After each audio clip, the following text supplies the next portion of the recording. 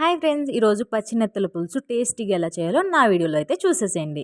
First of all నేనైతే half KG నెత్తళ్ళు అయితే తీసుకున్నాను. ఇవి ఉప్పు పెట్టి బాగా కడిగి వాష్ చేసి పెట్టుకున్నానండి. అండ్ వాష్ చేసేది కూడా నేను మీకు చూపిస్తున్నాను. ఎందుకంటే కొంతమందికి తెలీదు అందుకని.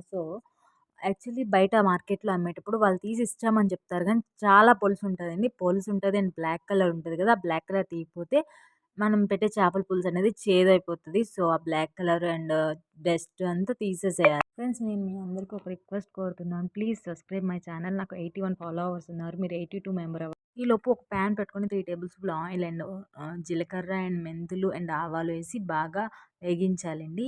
బాగా అంటే బాగా కాదు. ఈలోపు అల్లం వెల్లుల్లి పేస్ట్ అండ్ ఆనియన్స్ ఇవన్నీ మిక్సీ పట్టుకొని ఆ పేస్ట్ అంతా కలిపి ఒకేసారి వేసి బాగా వేగించాలండి.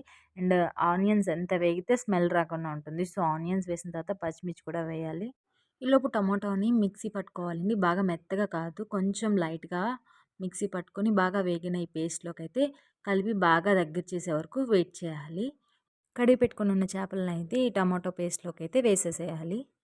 చేపలు వేసిన వెంటనే చింతపండు పులుసు అయితే వేసేసేయాలి ఫ్రెండ్స్. వేసిన తర్వాత గరిటె పెట్టి అస్సలు కలపకూడదు. నేను చెప్పిన ప్రాసెస్‌లో అయితే తిప్పాలి. ఇలా తిప్పిన తర్వాత ఒక 5 మినిట్స్ సిమ్‌లో పెట్టి మాత్రమే ఉడికించాలండి. హైలో పెడితే చేపలు ముక్కలుగా విడిపోతాయి. మీకు నా వీడియో నచ్చినట్లయితే లైక్ చేయండి.